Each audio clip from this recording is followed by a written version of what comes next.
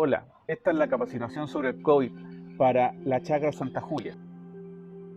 Los siguientes son los temas de esta capacitación: obligación de informar, procedimiento COVID, fichas diarias de sintomatología, limpieza de recintos, traslado, domicilio, sucursal o exteriores.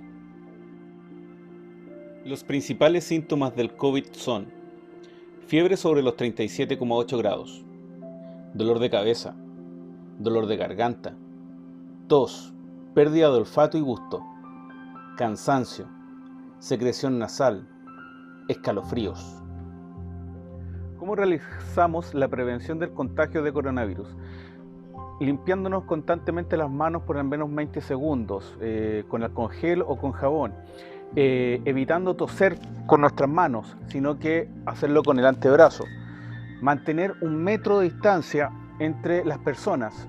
Evitar justamente tocarnos la cara, las manos, llevarnos las manos a la cara. Si yo me lavo las manos y después me seco las manos con eso, estoy nuevamente contaminándome las manos y no estoy teniendo libre de la infección. Evitar compartir herramientas, utensilios, vasos con los compañeros de trabajo, con nuestros familiares. Evitar saludarse de manos, saludársenos de abrazos. Lamentablemente, producto de la pandemia, eso se va a acabar por un tiempo importante y tenemos que empezar a mantener esta distancia y evitar contagiarnos. En relación a la obligación de informar los riesgos laborales, se establece una división entre labores propias de campo, como la revisión de regadío, poda o cosecha, y la interacción con las personas.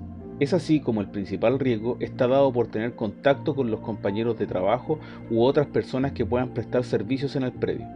Junto con esto, también existe el riesgo de transmisión en el compartir herramientas sin la desinfección de estas o de la correcta conducta de limpieza de manos. Las medidas de control o medidas preventivas son: mantener una distancia social de a lo menos 1 metro cuando se tenga relación con otra persona. Aumentar la limpieza y desinfección de las zonas de trabajo como bodegas, oficinas, baños, vestidores y comedores. Finalmente, en medida de lo posible, generar turnos para el uso de comedores. De lo contrario, mantenerlos ventilados y que los usuarios se ubiquen a una distancia mínima de 1,5 metros. Los métodos de trabajo correctos son: no compartir herramientas sin limpiar antes. Utilizar maquinaria solo después de desinfectar las zonas de contacto. Utilizar todos los medios de desinfección que proporciona la empresa. Uso obligatorio de elementos de protección personal, con un énfasis en las mascarillas. No existe excusa para no ocupar esta. Su uso será permanente, desde que se sale del hogar hasta volver a este, con la única excepción del consumo de alimentos o agua. Las mascarillas son molestas, generan una barrera a nuestro sistema respiratorio natural, se humedecen y cansan. Sin embargo, son el elemento más efectivo para protegernos y disminuir drásticamente la posibilidad de contagio. En síntesis, las mascarillas no tienen por qué ser cómodas, deben protegernos y eso es lo importante. Terminamos de conversar sobre lo que es la obligación de informar los riesgos laborales. Ahora vayamos a ver lo que son los procedimientos, el procedimiento en caso de sospecha de un caso de coronavirus en nuestra empresa. Debemos conocer los tipos de casos de COVID. Tenemos los casos sospechosos, probables y confirmados. Los sospechosos son aquellos que vienen llegando desde el extranjero, fue la primera definición. La segunda, aquellos que han tenido contacto con un caso confirmado o probable en los 14 días previos al inicio de los síntomas. También los pacientes de alguna infección respiratoria aguda, independiente de la historia de viaje, con contacto confirmado y que presenten fiebre sobre los 37,8 grados y al menos uno de los síntomas antes descritos. Un paciente con infección respiratoria aguda que presente fiebre, tos y dificultad respiratoria y que requiera hospitalización. Ahora, ¿cuándo son probables y cuándo son confirmados? Tienen que ver con el PCR. Si el PCR es negativo, se considera un caso probable, sin embargo, debe hacer la cuarentena y esperar los 14 días para estar seguros de que no es una persona que esté haciendo contagio. También tenemos el confirmado, que es cuando el test resulta positivo. Es muy importante entender lo que es el contacto estrecho, porque esto es lo que define cuando es o no es una enfermedad profesional el COVID. Primero, haber mantenido más de 15 minutos de contacto cara a cara a menos de 1 metro sin mascarilla. Segundo, haber compartido un espacio cerrado por 2 horas o más en lugares tales como oficina, trabajos, reuniones, colegios, entre otros, nuevamente sin mascarilla.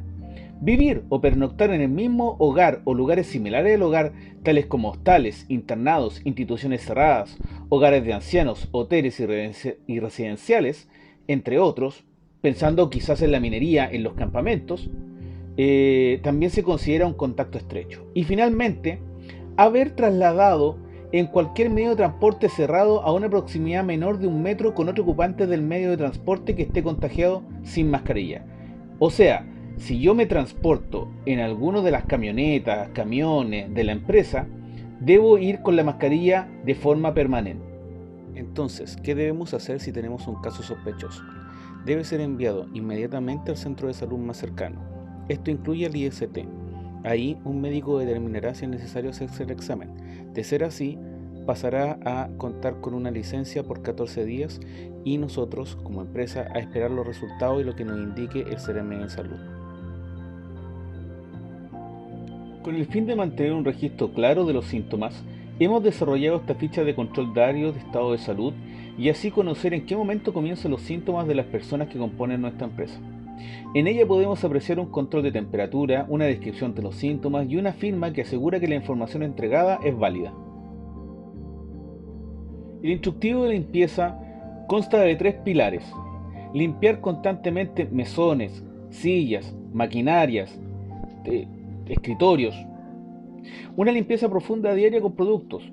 Cuando hablamos de productos nos referimos particularmente al cloro, a hacer una desinfección como corresponde. Y el uso permanente de elementos de protección personal, especialmente las mascarillas, al realizar estas limpiezas.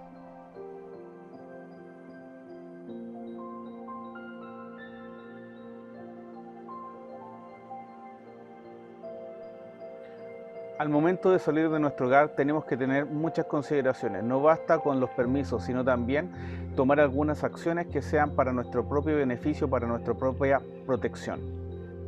Cuando pensamos en los traslados, imaginemos que llueve. En esta condición no salimos de casa sin protección. Al igual que en ese ejemplo, hoy el coronavirus está en el ambiente. Y si con lluvia no dejamos el paraguas en cualquier parte, con el COVID debemos crear zonas transitorias y tener algunos cuidados adicionales. Al salir de tu hogar, determina ropa de calle distinta a la del trabajo. Durante el día, deja esa ropa embolsada en casilleros. Para tu retorno, vuelve a utilizar tu ropa de traslado. En el traslado, asegúrate siempre de estar con la mascarilla puesta y tratando de tener 1 metro de distancia. En tu hogar, genera un protocolo de entrada. No pases directo a abrazar a tu familia. Primero báñate, aísla o desinfecta lo que traigas contigo y una vez que estés seguro, comienza a compartir con los que amas. Recuerda, cuidarnos del coronavirus depende de todos.